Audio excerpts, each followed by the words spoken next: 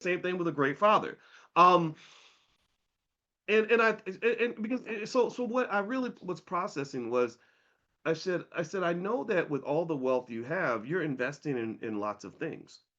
You're writing lots of checks to lots of people, and and what I will see sometimes is I will see black celebrities. Not that Melody's in this category because I don't know her like that. I met John Rogers. He was a very nice guy. Melody I don't know, but I see celebrities, prominent black people that come into hundreds of millions of dollars and they write massive checks to, you'll hear about Jay-Z partnering with some white boy in Silicon Valley, and he'll be writing a check for $5 or $10 million to be part of that partnership. But there's something about black people where when the black family or black relatives or black people from where you came are also show up and say, well, hook us up too, write a check for us too.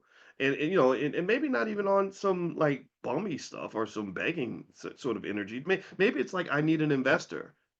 The checks get much smaller, and then there's sort of like this what's the word? I'm not gonna say resistance, but kind of like this contempt.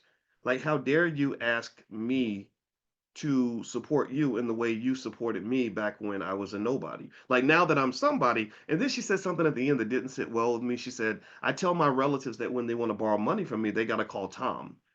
Tom don't sound like a brother, by the way. Tom sounds like one of her white friends that runs that manages the books.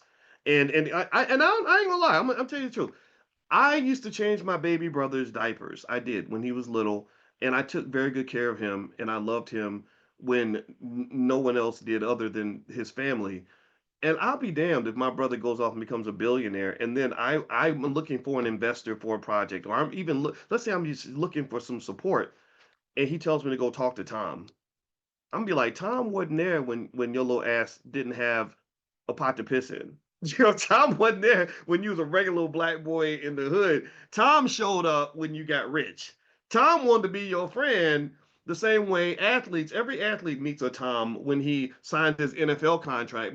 But Tom didn't know who the hell you were when you weren't signed with the Dallas Cowboys. So come on, Negro. What is going on here? Again, I'm not criticizing Melody Hobbs, but when she said that part about like I tell my relatives to talk to Tom, I was like, man, F Tom. Like who the hell is Tom? I would be angry. She said some of the relatives feel some kind of way about that. And I'm like, yeah, I kind of would too. Like can't you establish boundaries without sort of doing this weird thing, right?